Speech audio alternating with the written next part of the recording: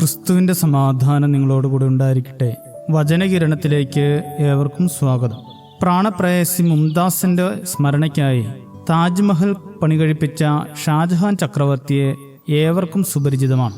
എന്നാൽ പ്രാണസഖിയുടെ വേർപാടിൽ മനം നൊന്ത് ഒരു മലയെ തുരന്ന് വഴിയുണ്ടാക്കിയ ദശരഥ് മാഞ്ചിയെ എത്ര പേർക്ക് പരിചിതമാണെന്നറിയില്ല. ബീഹാറിലെ ഗയയ്ക്ക് സമീപമുള്ള ഗ്രാമമാണ് ഗഹലോർ. മലനിരകളാൽ ചുറ്റപ്പെട്ട ഗ്രാമത്തിലെ ജനങ്ങളിൽ ഭൂരിഭാഗവും കൃഷിപ്പണിക്കാരാണ്.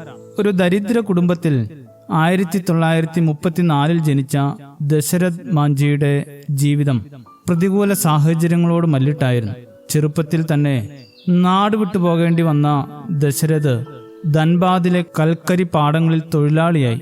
പിന്നീട് നാട്ടിൽ മടങ്ങിയെത്തി കൃഷിയിടങ്ങളിൽ പണിക്കാരനായി. ഇതിനിടെയാണ് ഭഗുനി ദേവിയെ വിവാഹം കഴിക്കുന്നത്. വീടിന് സമീപമുള്ള പർവ്വതത്തിനപ്പുറമുള്ള കൃഷിയിടത്തിലാണ് ദശരഥ് ജോലിയെടുത്തിരുന്നത്.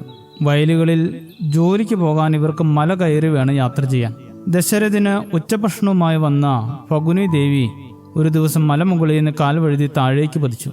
ഗുരുതരമായി പരിക്കേറ്റ ഭഗുനി ദേവിയെ ആശുപത്രിയിൽ എത്തിക്കാൻ ചെങ്കുത്തായ മല തടസ്സമായതോടെ ഗ്രാമത്തിലെ ഒരു വൈദ്യനാണ് ചികിത്സിച്ചത്.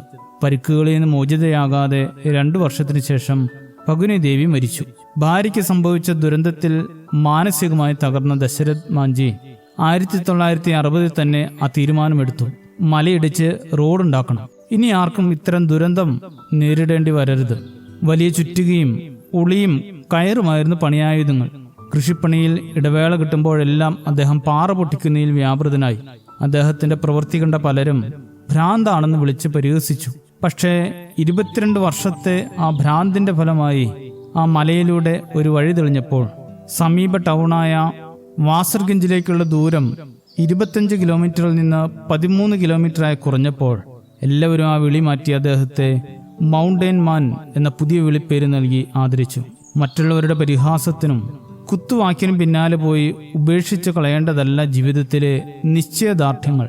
കനാൻ നാട്ടിലേക്കുള്ള യാത്രയിൽ പരിഹസിക്കാൻ, പിറുപിറുക്കാൻ, അപമാനിക്കാൻ ഏറെ പേരുണ്ടായിട്ടും പിന്മാറാതെ ഉറച്ചു നിൽക്കുവാൻ മോശയെ പ്രേരിപ്പിച്ചത് ദൈവത്തിലുള്ള ആശ്രയമായിരുന്നു.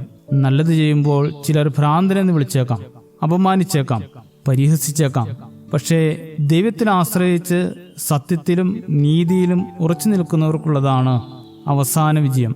പരിഹസിക്കുന്നവരുടെ വാക്കുകേട്ട് പിന്മാറിയിരുന്നുവെങ്കിൽ ലോകത്ത് ഒരു സ്മാരകവും ഉണ്ടാകില്ലായിരുന്നു. ശുഭദിനം നേരുന്നു. ദൈവം അനുഗ്രഹിക്കട്ടെ. ഭവിക്കയില്ല, ബാധയോ എന്നെ തൊടുകയില്ല. പാതകളിൽ ദൈവത്തിൻ്റെ ദൂതന്മാർ കരങ്ങൾ